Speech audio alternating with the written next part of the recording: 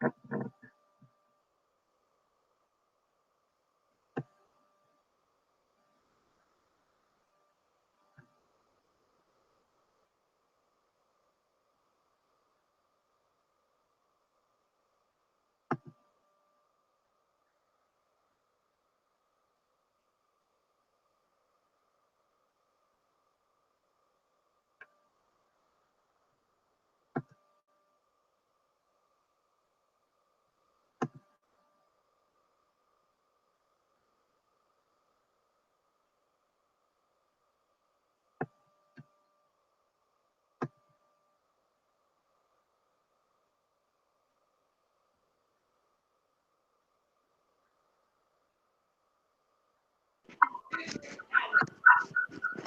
Owen's here.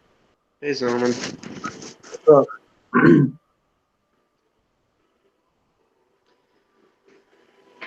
All right. Huh? Doing okay?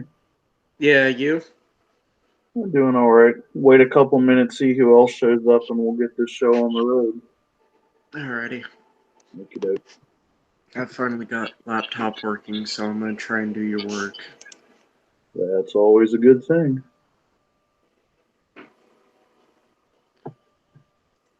Big quote and try.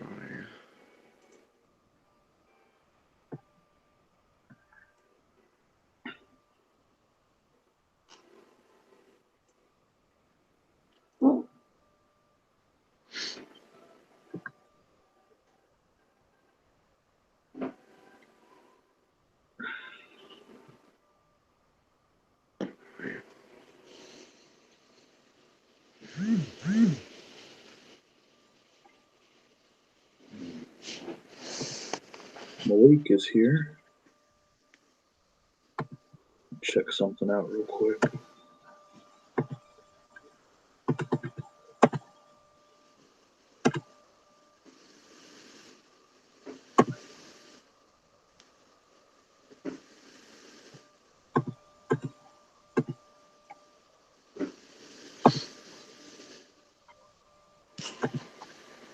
Isaiah is now here.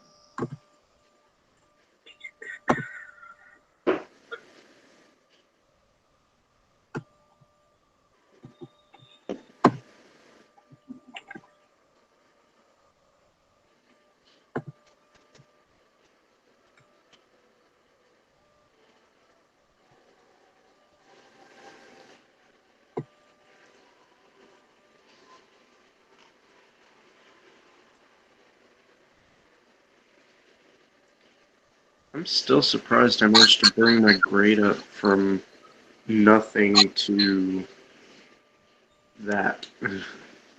Yeah, I'm going to talk about that today.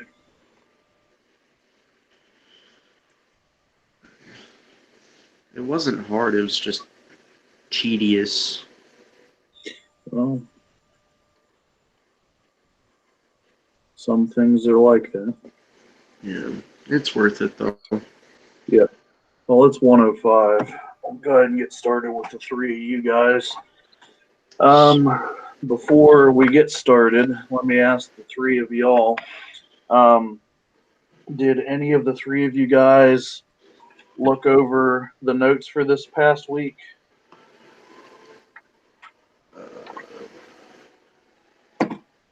So I took a glimpse of it. Like I just skimmed through all the notes and see what I know. All Yeah, right. I'm in the same boat as Isaiah's.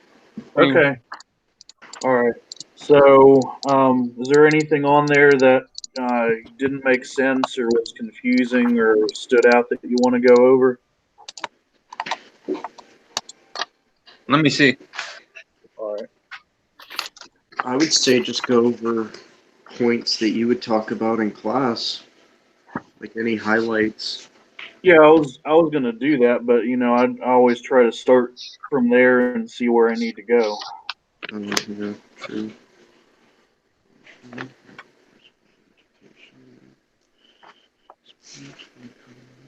Wait.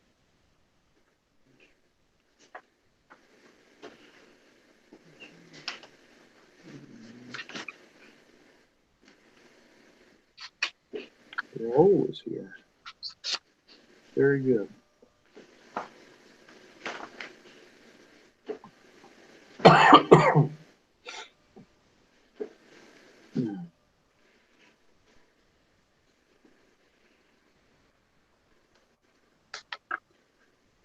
I don't think so. I don't think I've seen any. All right. So if not, then I think we'll go ahead and get started.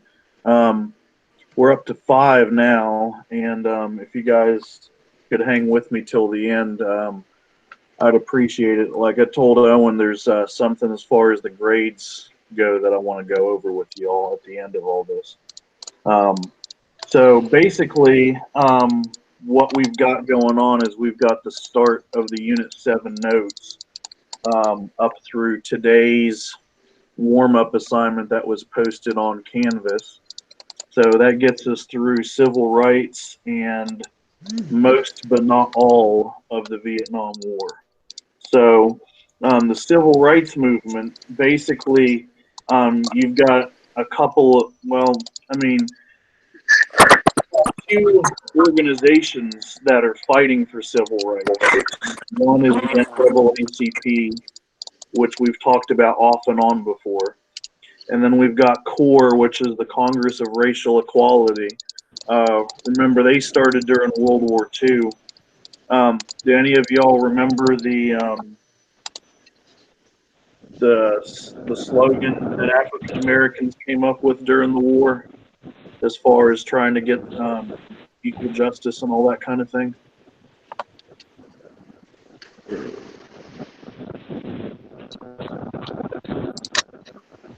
I'm blank on that one. All right.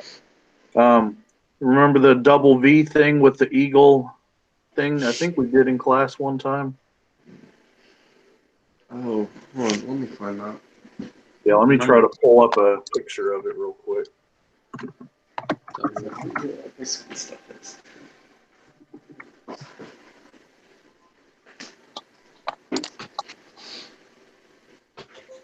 Yeah, there we go.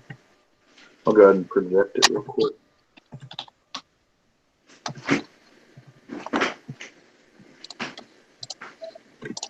Y'all see that?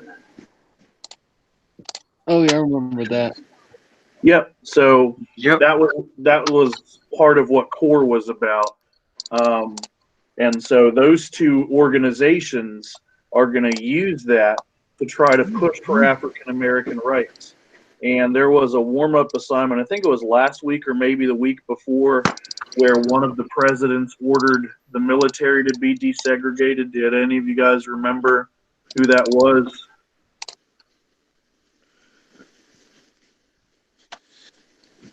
I'd be wrong. I think it's Wilson. No, Wilson's dead by this time. Wilson was the World War I president. Was it Johnson or Kennedy?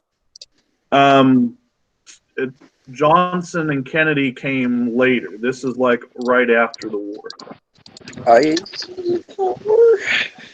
Almost. Wait, was it? I was thinking it's one of the warm-ups had me type Yeah. his name out. It's in the title of the warm-up.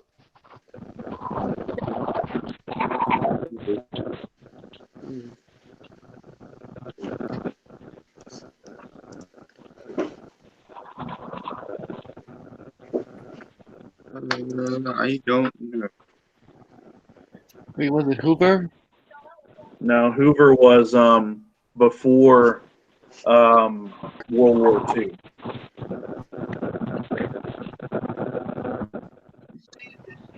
We did the Animaniacs presidents thing, didn't we? Yes. Yeah. Remember who did they say was the weird little human? Do you remember that? Rhymes with human.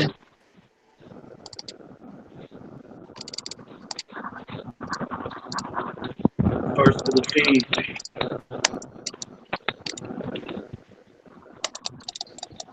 It's a bit hard to hear. All right, was it Truman? Yeah, it was Truman. Very good. Very good. So Truman was the one who desegregated the military. And so that kind of leads you into civil rights because you have Thurgood Marshall, and that was part of a warm-up. It was within the last few days, not a lot of people have done it, unfortunately. Some of you guys have though. The doll test, you guys remember? Some of y'all remember working on that, That was Yeah. the messed up one. Yeah. right? So that's kind of the backstory to how the civil rights movement really got going. The main character in that clip was Thurgood Marshall, and he's a lawyer for the NAACP, and he convinces the Supreme Court in Brown versus Board of Education that segregating students, excuse me, in schools by race deprives them of equal protection of the law. And that's the 14th Amendment. The 14th Amendment says everyone born in the U.S. is a citizen. All citizens are to be given equal protection of the laws. And so what Brown versus Board says is it says if you're going to separate students, that fact of separation, as it showed in the doll test, makes them already unequal because it damages the mind, and you can't do that. And so the Supreme Court unanimously agreed, and they said school segregation's unconstitutional. Now, of course, you guys think the South is going to be like, okay, all right, we'll go ahead and get rid of it then.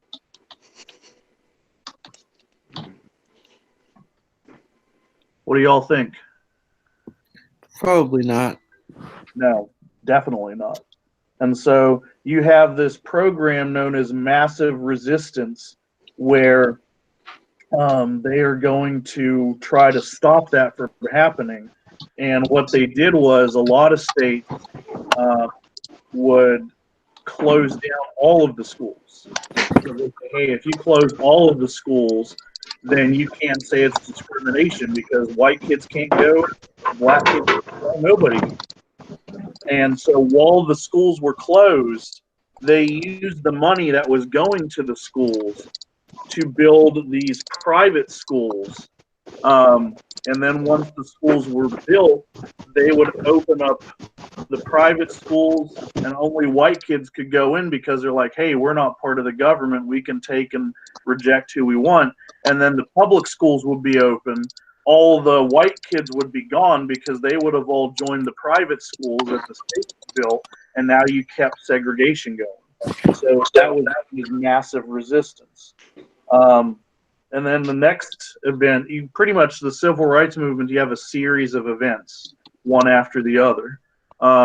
Rosa Parks, she's famous for doing what? I think some of you guys know this, but I want to hear one of y'all say it. She was famous for sitting in the back when the color section of the bus. Well, No, she was supposed to. When the bus got full And she refused to and a move. white man or a white couple, something like that, entered on, she was supposed to get off, but she refused to. Correct. And so she was arrested for violating that law because that was the law in, I think it was Montgomery, Alabama. And so when she was arrested, the community decided to boycott the bus system. And the leader of the boycott was Martin Luther King. And so it worked. And so he became very famous for that event. And so he starts his own civil rights movement called the Southern Christian Leadership Conference, also known as SCLC. So anytime you see SCLC, when you read about civil rights, you're looking at his organization. Shortly after that, you have Little Rock, Arkansas, decide to experiment with integrating the school system. And so what they did was they looked over African Americans at the all-black high school in town, and they said, okay, who are the 9 smartest, most well-behaved kids, and we'll, let them enroll in the white school for this year. And if it works out, we'll let more of them come in. And so these kids are known as the Little Rock Nine, and this happened in 1957. When the school board decided that, the governor of Arkansas ordered the National Guard to block them. All right, because the National Guard's under the control of the state, and so this made the president upset. by this time, Truman's not the president. You're in the 50s, most of the 1950s. Who's the president? Kennedy. Too early. In between Truman and Kennedy. Eisenhower. Was it Johnson? That's now it's time for Eisenhower. A lot of people associate the 50s with Eisenhower, so that's kind of a way some people remember it. So Eisenhower is upset because now you have a state governor defying the federal court system. And Eisenhower's like, hey, I can't let him get away with that. Eisenhower asks the governor to do the right thing. He kind of fakes like he does, but he doesn't. And so now Eisenhower gets even more pissed off. And so he sent the 101st Airborne. I mean, these are some of the best soldiers we have. He flies them into Little Rock, and he puts them under orders. Hey, you guys are going to protect the Little Rock 9 students for the rest of the school year. So like when they would wake up in the morning, they would go outside. There would be like an army Jeep waiting for them. They'd get in the Jeep. There'd be guys with machine guns, to protect them from like the KKK and the mob and the police and all that. And then when they would get to the school, each of the 9 kids had their own bodyguard from the 101st, and they would walk them from class to class to make sure they didn't get jumped in the hall or in the cafeteria or anything like that. And that's pretty intense. This made the governor of Arkansas so mad that he ordered all of the schools in Little Rock closed the next year. So, I mean, it's just crazy how that worked out. Questions as far as that goes? Nope. Okay. Nope. Let me pull up a couple of things right quick. We're going into the next part. This is the picture. It's usually people remember. Yeah. Oh, I can just not project it like that. Give me a second, guys. All right. You guys see this okay? Yeah. Yeah. Yeah. So the picture on the right is one of the ones that's like one of the famous pictures of the Little Rock 9. You have this girl on the right. This is before Eisenhower stepped in and got involved. And so the girl on the right with the sunglasses, she went to school by herself. She didn't know that the other 8 of them were supposed to meet up with her. So she walked to school, and you see this angry girl behind her yelling at her. And then in the background, you see some of the National Guard guys, kind of letting it happen. So, that's just one of the pictures from all that. The next thing I was going to go into is the Greensboro 4, which I'm trying to pull up. Yeah. So, let's see. They got a big statue of this shot that I'm showing you now at A&T University in Greensboro, because all 4 of those guys are from A&T University. They all went there. I think they all graduated from there. This is the lunch counter that they sat in. It's in downtown Greensboro. Have any of you guys been to that museum that they have about this? Nope. No. But wasn't there a field trip there this year? Say again? Was there like a field trip to go there this year? Yeah, there is some, I don't know which class or which group, but there was a group that did go there this year. There's usually one a year that'll go out there. Whenever this all gets back to normal, I would recommend just going there at least once, just so you kind of, get the feel for what they went through. It's a very good museum, and they preserve the counter, they preserve the seats, and it kind of has a little movie about why they did what they did and what kind of inspired them and all that. But I mean, these are college kids, and they broke the law because at that time African Americans were not supposed to be served at lunch counters.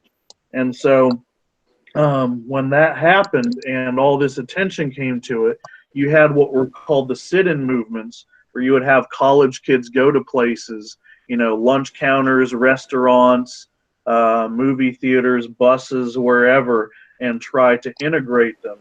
And then you had these college kids say, "Hey, let's organize for ourselves. We don't need, Martin Luther King telling us what to do." Not out of a sense of like they don't like him, but it's like, they were proud of the fact that they could do this by themselves. So they came up with another civil rights group called SNCC, which is what they call the SNCC. It's called the Student Nonviolent Coordinating Committee. And so SNCC started doing these things called freedom rides, where they would charter buses and go around the South and see what would happen to them. Sometimes they would get beat up by the KKK or arrested by the police. There's one picture I want to show real quick. Let's see.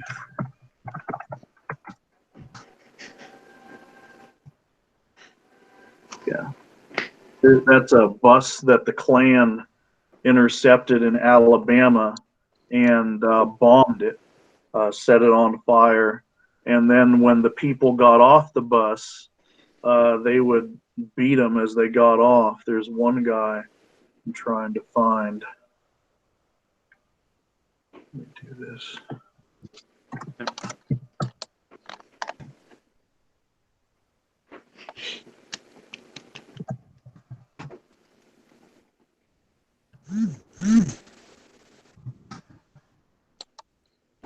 Yeah, there he goes.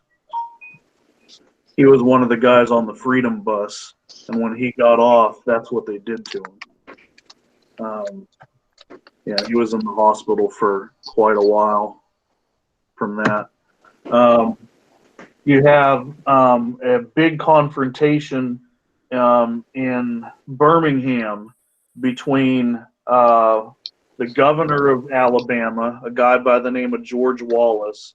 Then you have his biggest supporter in Birmingham was a guy called Bull Connor, and they would shoot water hoses at kids who were marching.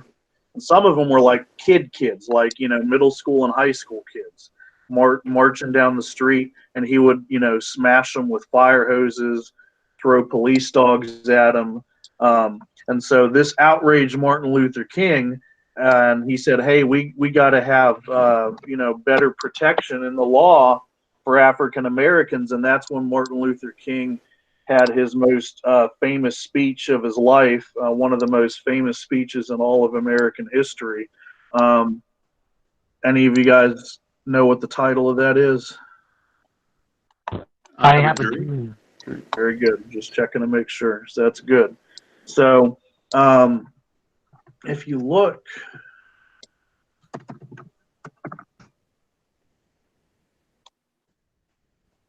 let's see if I can show this or not. Yeah. I mean, you see how big the crowd is here at DC. And if you look, I don't know, I'm going to try to do this so you can see it better. Oh, I'm not projecting right now. That helps. No. So there we go. You guys can see this okay? Yes. Yep. If you look down near the front, near where the camera is at, you notice something is starting to happen in the civil rights movement. Is you start to see different colors of people. You have white people who are supporting the movement. They understand, this idea that if one person's not, and that's what Kennedy was saying in the Berlin warm-up that some of y'all did. If one person is enslaved, if one person's being treated wrong, they can come after me tomorrow and do the same thing for me. So you have, everybody start to understand how important this is. And so when Kennedy sees this speech, he starts to push Congress to get a civil rights bill passed. Unfortunately, shortly after all this goes down, what happens to Kennedy, guys? He get assassinated? He's assassinated. And so who becomes president after Kennedy's assassinated? Eisenhower. Eisenhower, right? No, Eisenhower was before wait, Kennedy. no. Whoops. Dean? What's his name? President Dean? It says it on a note. Might be wrong. Who do you got?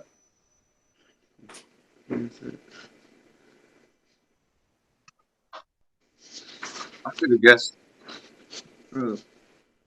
Dean? D-I-E-E. Mhm. Truman? No, Truman had been gone by this time. You got FDR, then you got Truman, you got Eisenhower, you got Kennedy. Kennedy's assassinated. And so you did a warm up on him, some of y'all did, with the pictures where he's leaning into the guy and freaking him out. Freaking. I don't remember his name. All right. Do I have any basketball fans here today? I don't think so. No basketball people here today? Hold on, I'll be able to find it.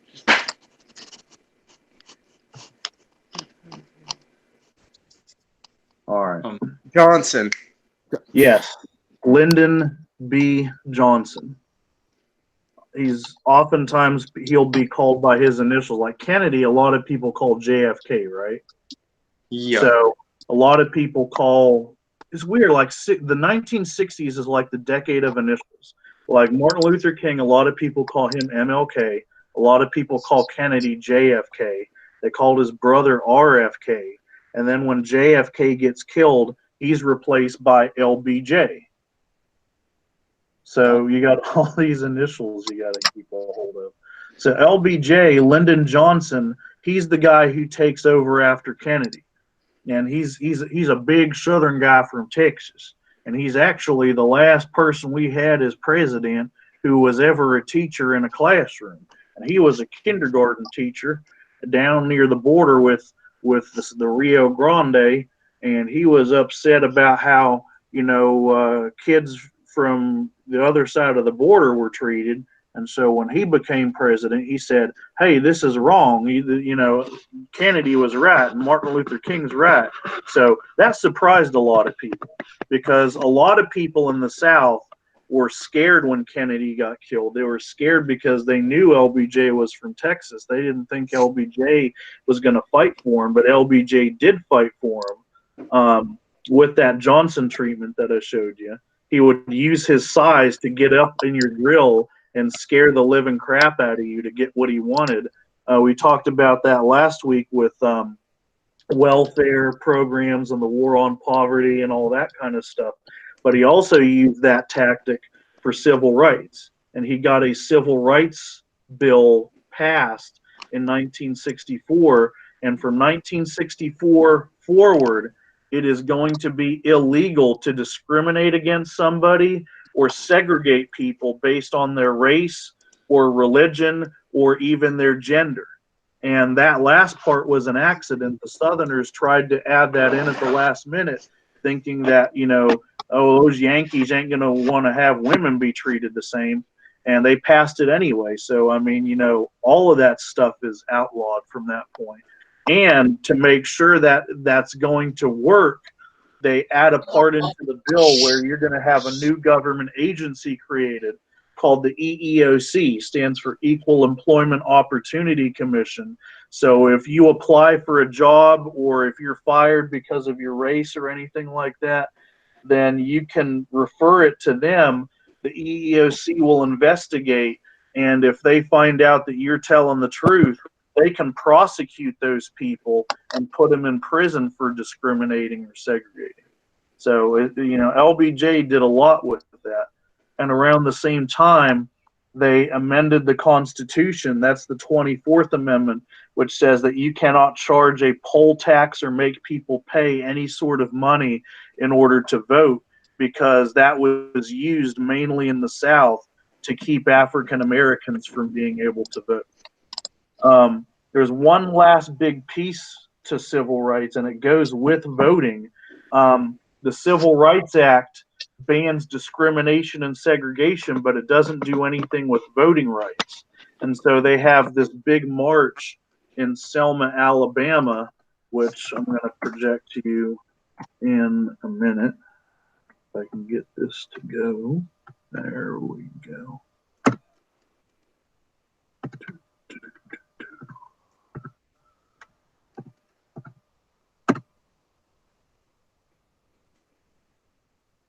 There we go.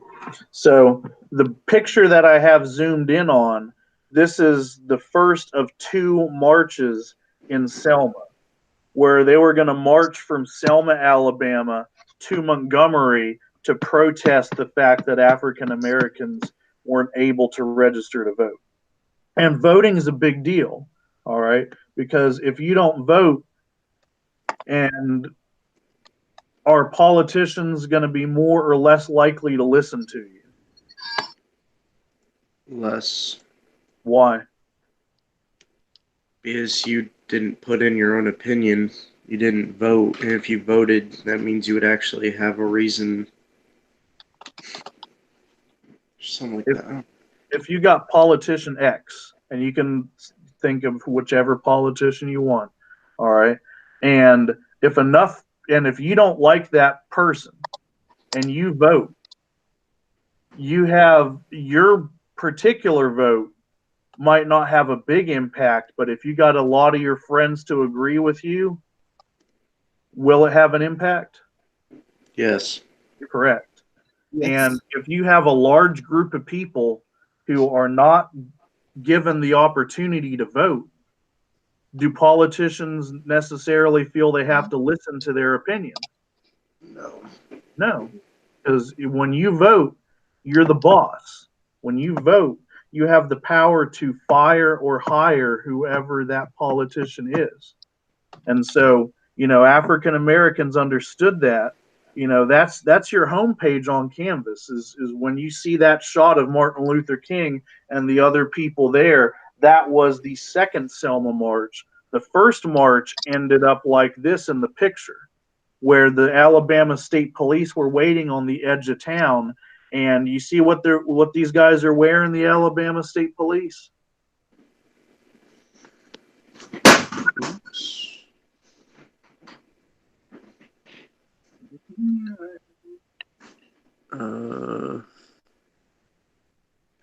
It looks like they're wearing hard hats. I don't know. They are wearing hard hats. I'm going to see if I can. There we go. What else are they wearing? They have the little strap on the What's on their face? that protected thing. I don't Gas mask? It is a gas mask. Is it? Very good. Someone will look at this and say, Zelman, they had coronavirus back in Alabama back in the day. No, that's a gas mask. And so what they did, so what they did is they shot like multiple rounds of tear gas into the crowd. And then as they were choking on the tear gas, they could run into the gas cloud because they're wearing the gas mask. And you see them holding these batons. They could run in there with the batons and just beat everybody not wearing a gas mask. And so, I mean, it was brutal. And this was all televised live to the country. And a lot of these civil rights protests were televised live to the country. And so this gets other people who didn't care about civil rights one way or the other, to look at this and like, oh my God, they're beating these people. They're sicking dogs on people. They're shooting them with fire hoses. And I didn't really care before, but man, this is overboard. This is crazy. And this gets people who didn't care to jump in and say, hey, we can't let this go on. And, that's a big part of why the civil rights movement did as well as it did. And when the country saw that and LBJ saw that, he did the same thing Eisenhower did. He's like, hell no, they ain't going to do this. And so LBJ ordered the National Guard in Alabama to protect these protesters for a second march. And that was the some of the pictures you might have been looking around the edges where Martin Luther King is there. And that's the page on your Canvas homepage.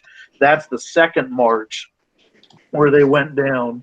And you have the Voting Rights Act of 1965 get passed. That was a warm-up assignment that you guys had not too long ago. And I think only one person got it right. So I kind of want to go over it for just a second if I can pull it up. Let's see. Oh, yeah, there it is. That was on Friday. The Voting Rights Act of 65. Here we go. So let me present this. Feel bad I can't reward people for doing cool stuff now. All right. So that was the picture you were supposed to look at and figure out. All right. So who's sitting in the chair? I'm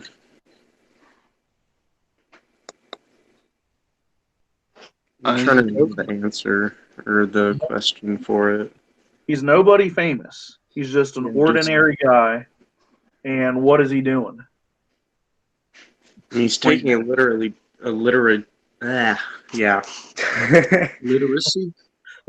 test. All right.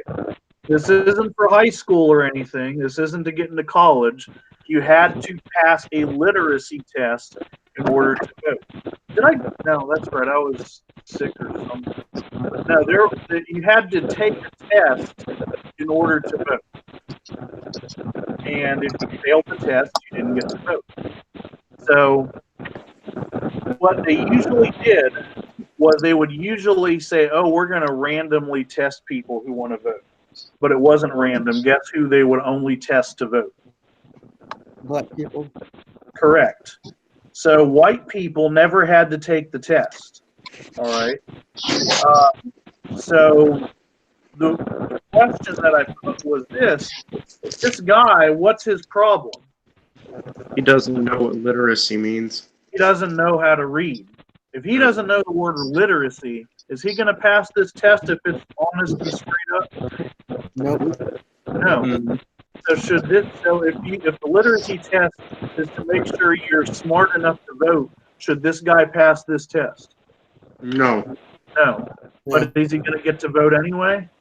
Yep. Yep. Yeah. Why? White. He's white. It's not fair. Oh, sure. And so that's what the Voting Rights Act outlawed, because those tests were set up to be racist. And any states or counties that didn't follow the rules, the feds could swoop in and take over the voting registration process. So that's kind of the deal. Questions about anything at the moment? Nope. All right. Once the Civil Rights Acts of 64 and 65 are passed, you start to get these different ideas about how to handle civil rights. You have a guy by the name of Stokely Carmichael, who becomes the new leader of SNCC in 66. Feels that nonviolence is only going to get African Americans so far. He comes up with this thing called Black Power, which I'm going to show you the salute real quick. This was done at the Olympics in Mexico City in 1968. These guys got in a lot of trouble for it. So you're not supposed to be political at the Olympics, and this is a political statement. You guys see it okay? Yes. Okay. Mm-hmm. So that's the Black Power salute. You also have Malcolm X, and you guys have heard of him. I'm hoping, correct? Yes. Yeah. All right. So Malcolm X believed different from Martin Luther King for most of his life. He believed that African Americans, if they are attacked, they have the right to defend themselves. If you hit me, I'm going to hit you back, and I'm going to make you regret it, kind of. He believed that for a long time. He was the spokesman of a group of African Americans known as the Nation of Islam, and they believed that Islam was a religion created in Africa for Africans. Since he identified as an African American, he thought it would make sense to be a member. And he was a very good speaker. He was very persuasive, very charismatic. but he went to Mecca the year before he died. And, that's part of what all Muslims are supposed to do is to go to Mecca. And when he got there, he saw that all of the races of the world were there, worshiping in peace, getting along with each other. And he came to realize that, different races can get along and work together. And so he left the Nation of Islam. He became nonviolent like Martin Luther King. And then the Nation of Islam, didn't like that message, I guess. And they killed him, which is kind of sad. You also have the Black Panthers. These guys form in Oakland in the late 1960s. The government's going to go after them because they are very violent against police and other people they consider to be a threat to their community. So the Black Panthers, they do some good stuff. They help out people who are poor and need help. But if you make them upset, they're going to really come at you, and that freaked out the police, it freaked out the government, and so they kind of get that label attached to them. The thing that's really going to cause a lot of riots is all throughout the country, not just the South. You have riots in LA, riots in Detroit, riots in New York, riots in DC. You got riots in all these northern places, off and on through the 60s. And one of the biggest events that causes that to happen is Martin Luther King is assassinated in April of the 60s. So, yeah.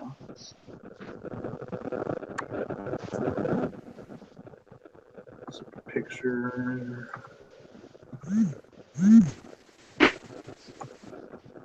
Yeah, this is the shot that they took after he was hit. They're pointing up to where the sniper had opened fire on him. This is the guy who assassinated. There were riots all throughout the country. The only place that there wasn't a riot was in Indianapolis, and that's because that day, Robert Kennedy, JFK's younger brother, he was running for president in 1968, and he heard about the assassination, and he gave a speech to the people who were gathered there. He's like, guys, I got really bad news. Martin Luther King was killed, just now. People started screaming and getting upset, and he's like, I understand why you're upset. You guys, to you, Martin Luther King was like a brother to you, and he was killed, and it's crazy, and it doesn't make any sense, and you're outraged, and I kind of know how you feel because I lost a brother to a crazy man who shot him, and I felt upset, and I felt angry, and I had to make a choice. Am I going to let my anger consume and destroy me, or am I going to, take what he wanted, try to make the world a better place? And so in Indianapolis, there were no riots. And it's really sad because Robert Kennedy was able to save lives that night in Indianapolis. But then a month after he made that speech, wasn't a month, it was a couple of months, I'm sorry. But what happened to RFK a couple of months later?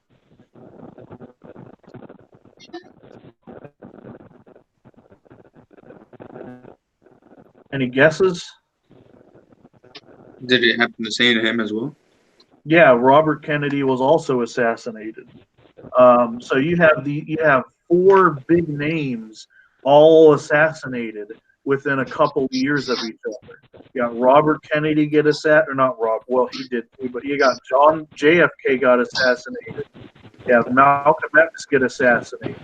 You have Martin Luther King get assassinated. You have Bobby Kennedy get assassinated, all one after the other. So it shows you how violent the 60s were. And as we're getting into violence and all that, that kind of gets us going with the Vietnam War. Unless anybody has any questions about civil rights. Nope. No. Okay. So the Vietnam War is one of the most complicated wars this country has fought in, and it's definitely it's kind of the longest war this country has fought in. Up here, the warm up yesterday, I think, was about why we got involved in Vietnam, and it's mainly because of this guy on your screen. This is Ho Chi Minh. He is the leader of North Vietnam. He is a communist, and remember, what's one of the big things of the Cold War? We're worried that the communists are trying to do what? Sorry, what? What are we worried about the communists doing? Wasn't that they wanted to nuke America? Well, that's one of the things. We worried about the Russians doing that, but we worry that the communists are trying to take over something. Not just America. What? South Vietnam, right? Or just Vietnam in general? Well, you're zooming in too tight. I want you to kind of pull back. All right. Remember, one of the slogans of the communists is "Workers of the world unite." Oh, yeah, they want to spread communism to America? Well, not just America, but the whole entire world.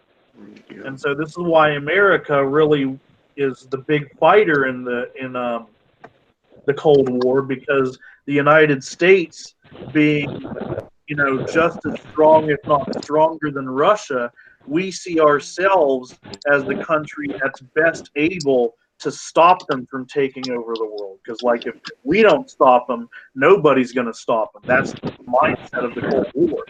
And so that kind of plays into the Vietnam War, because if you look at a map real quick, I'm going to try to pull this up. Look at that.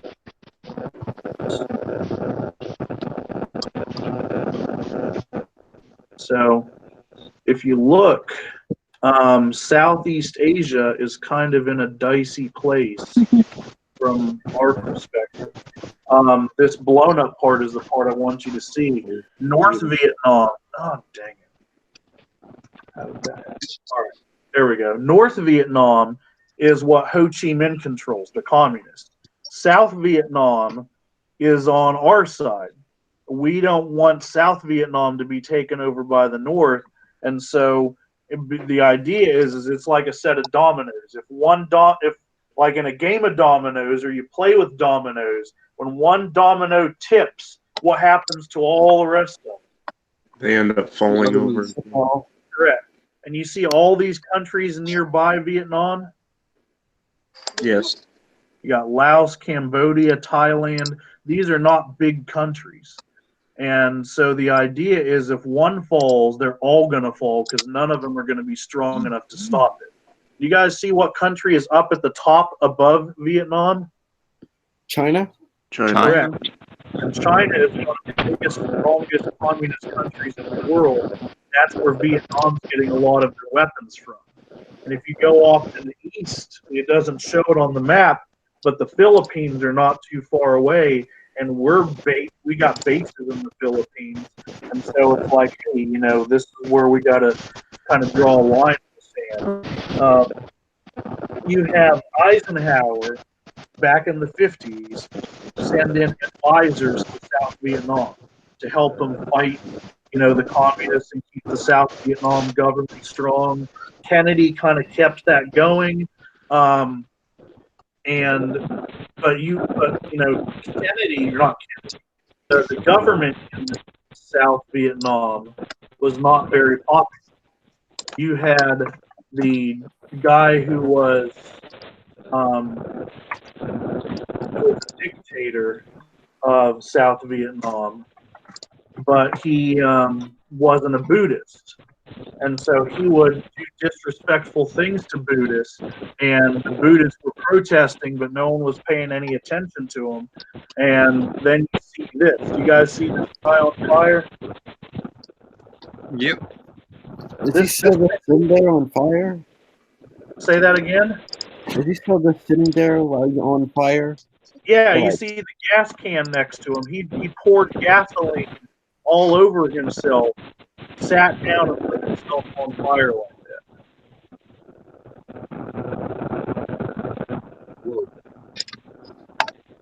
And the whole world is going to see that, and the South Vietnamese military was embarrassed by this. They're like, man, this dictator is making our whole country look bad.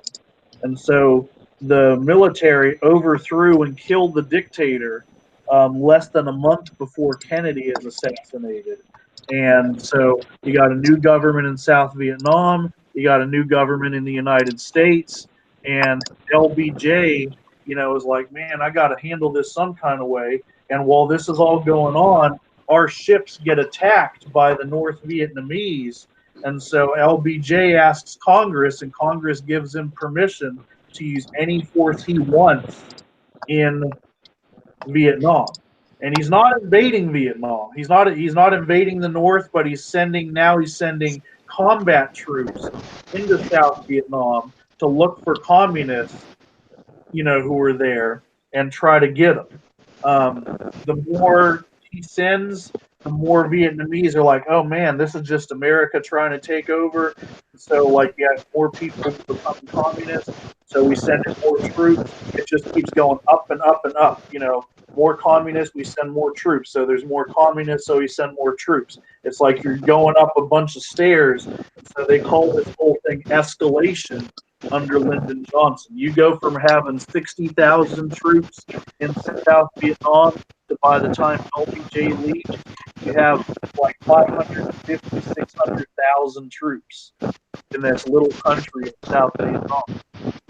And we fight and we get them and we kill them, but they keep coming back. It's like no matter what we do, it's never enough.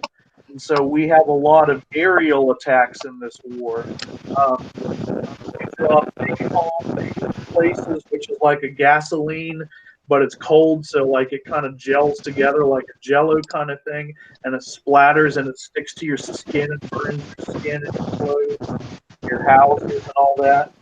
They start dropping chemicals in the jungles called Agent Orange, so we can find where the trails are and bomb them more effectively. But the Agent Orange will cause like birth defects, people would get cancer and that kind of stuff. So this becomes a very controversial war because it's not like our other wars. Our other wars we fought in our history: World War II, World War One. We fight, we win, we get out. We fight, we win, we get out. Not Vietnam. We fight, but the enemy doesn't give up. They keep doing these little hit and run attacks, and we don't know when we're going to get out. We don't know when we're going to win. And so the longer this goes on, less and less people support the war, and the more and more divided America becomes over the war.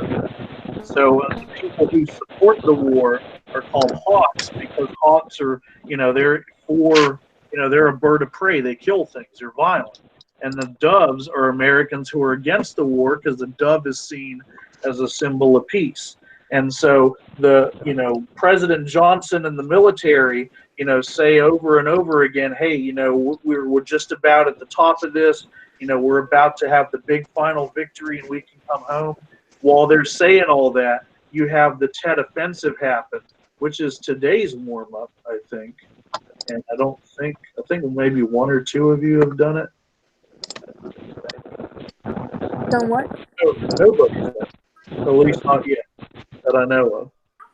But the Tet Offensive takes America by surprise because nobody thought there was going to be another big attack. Everyone said the war was going to be over.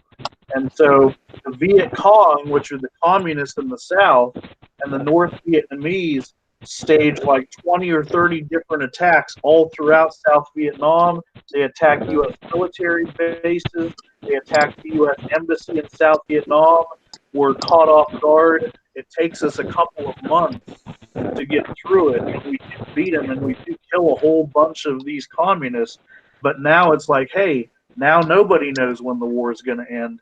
And the Tet Offensive is a big deal because from that point on, in early '68, you have more Americans want to end the war than want to keep the war going.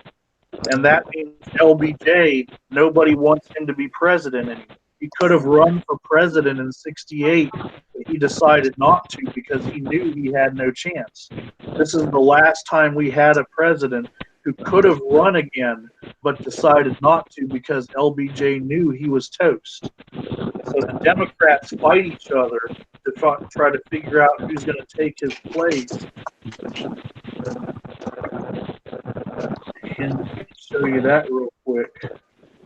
And then we're going to be just about done with our notes. So here's the riots in '68 in Chicago.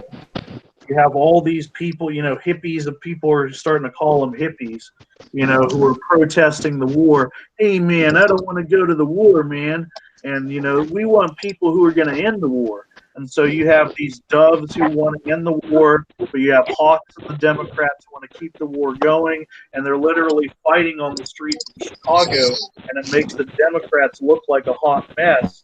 And so who swoops in to save the day? You got Richard Nixon who says, I'm going to make everything better because I'm going to bring back law and order to America.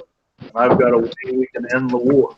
And so what you have, and you guys can see the map of it, I think. Who does the red stand for in the map? What party? Republicans. Correct. Those are states that Nixon, the Republican, won in 1968 in the red. The blue are the Democratic states, and the Democrats are going to pick a hawk. He's the vice president under LBJ, a guy called Hubert Humphrey. And the yellow states, they're weird. This is George Wallace, the segregationist from Alabama. He's going to run for president, and he picks up a lot of votes in the South, as you guys can see. All right. So, and Nixon says that he's got a plan to end the war in Vietnam, which your warm-up is going to be about tomorrow. Any questions about anything? No. All right. Let's see. I'll go ahead and tell you guys what's up with the grades. On Sunday, I put in the grade book 2 new assignments. And one is called, let me look up what I did call them. One is called Online Award Quiz. So anybody who has done any online assignments, I called that a quiz, and I gave them 100 on it. And then people who did several of the online assignments, the warm-ups, the daily homeworks, I called that a test. I called that the online recognition test, and I gave them 100 for that. So what I've tried to do is I've tried to do that as a thank you for those. And like I know Virginia's done a lot of work, Owen's done a lot of work, just off the top of my head. And there's a couple of you guys on here who have not, and so I'm trying to hope that you guys will take advantage of this situation to do some more of the work. I know Isaiah, I went to the school yesterday and I saw you turned in that the unit packets, and so I was able to put those into the book yesterday. And so I just want to thank you guys for hanging in there and helping me out during a stressful time. So I want to thank you for that. All right. Anything else? No. All right. Just keep up with those assignments. I'm going to have office hours at 3 today for anyone who needs them. I won't have them on Thursday. I've got to teach my third block class at 3 o'clock on Thursday since there's no school on Friday. And there's no school next week, so the next time I will see you guys is the 21st of this month. And they have new physical packets and stuff at the school for those who don't do a lot of online work. I basically took people who haven't gotten the online recognition test, and I put paper packets in envelopes for those people. And they're all sorted by name. They have like all 800 kids in the school. And I put Unit 8 packets and some Unit 7 notes into those people's envelopes. So you should be able this Thursday to get those if you need. If you don't have them, I'm going to email those packets to everybody else, because I know there's about 12 people who do all or almost all of their work online. So I'm going to email those people, and everybody else, it'll be in their little packets at the school. Sound good? All right. Yep. All right. I will see you guys in a week or so, unless you have any questions. Okay. Bye. Y'all take care. Same You news, too. Elman. See you. Bye bye. All right. Yep. You too.